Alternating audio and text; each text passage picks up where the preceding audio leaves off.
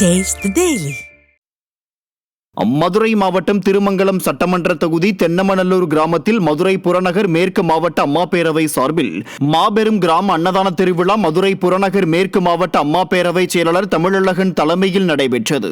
கள்ளிக்குடி மேற்கு ஒன்றிய செயலாளர் பிரபுசங்கர் முன்னிலையில் நடைபெற்ற இந்த அன்னதான திருவிழாவை அதிமுக முன்னாள் அமைச்சரும் சட்டமன்ற எதிர்க்கட்சி தலைவருமான RB உதயகுமார் துவக்கி வைத்து பொதுமக்களுக்கு அன்னதானத்தை வழங்கினார். முன்னதாக அதிமுக பொதுச் செயலாளரின் பிறந்த நாளையொட்டி தென்னமநல்லூர் விநாயகர் கோவிலில் சிறப்பு பூஜைகள் நடைபெற்றது.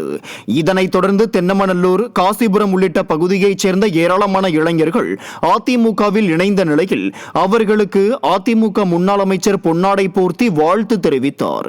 இந்த நிகழ்ச்சியில் பேசிய அதிமுக முன்னாள் அமைச்சர் RB உதயகுமார், திறனற்ற திமுக அரசு கொடுத்த 525 வாக்குறுதிகளில் 10 விழுக்காடு கூட நிறைவேற்றவில்லை எனவும் தனது மகனை துணை முதல்வர் மட்டும்தான் ஆக்கியுள்ளார் எனவும் குற்றம் சாட்டினார்.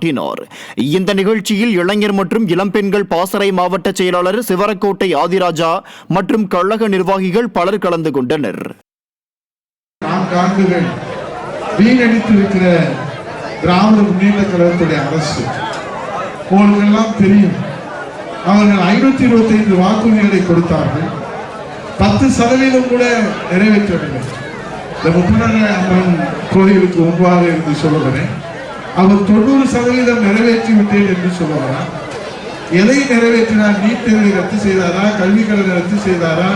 ஆண்டுக்கு 10 லட்சம் வேலை வாய்ப்பு என்று சொன்னாரு, 50 லட்சம் வேலை வாய்ப்பை கொடுத்தாரா? அரசு வேலை வாய்ப்பு கொடுத்தாரா? எதுவும் செய்யவில்லை. ஒன்றே ஒன்று, அவர் பிள்ளையை, பெற்றெடுத்த பிள்ளையை துணை முதலமைச்சர் ஆக்கி இருக்கிறார். அதுதான் அவர் செய்கிறார்.